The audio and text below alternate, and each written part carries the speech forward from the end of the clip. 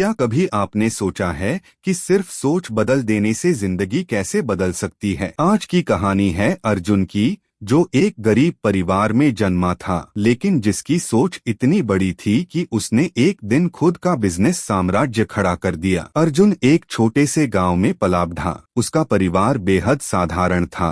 पिता एक बढ़ी और माँ खेतों में मजदूरी करती थीं। घर में ना कभी भरपेट खाना होता, ना ही नए कपड़े, लेकिन अर्जुन की आंखों में हमेशा एक अलग सी चमक थी। वह कुछ और ही दुनिया देखता था। जब गांव के बाकी बच्चे कंचे खेलते, अर्जुन एक पुराना रेडियो पकड़कर बिजनेस की बातें सुना करता। उसे उन लोगों की कहानियां सुनना अच्छा लगता जिन्होंने गरीबी से उठकर अपना नाम बनाया था। उसके पिता अक्सर कहते, बेटा, इतने बड़े सपने मत देख, ये हमारे बस की बात नहीं। लेकिन अर्जुन के दिल में एक ही बात चलती रहती, अगर कोई और कर सकता है तो मैं क्यों नहीं। स्कूल की पढ़ाई जैसे तैसे पूरी करके अर्जुन शहर आ गया। जेब में सिर्फ 200 रुपए और आंखों में हजारों सपने थे। शुरुआती दिनों में उसे बहुत संघर्ष करना पड़ा। कभी रिक्शा चलाया, कभी होटल में बर्तन धोए, लेकिन हर रात जब वह थका हुआ कमरे में लौटता तो किताबें खोलकर पढ़ता,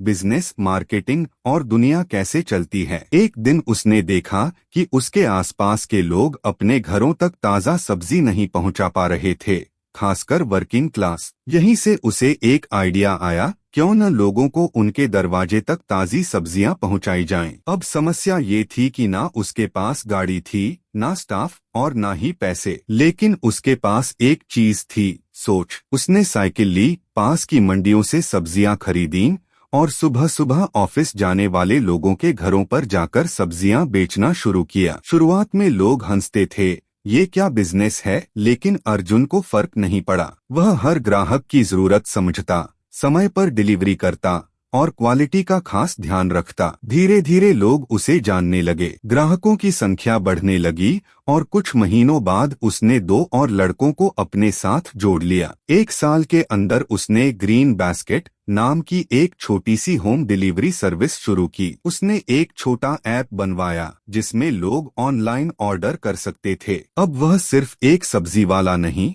एक उभरता हुआ उद्यमी बन चुका था।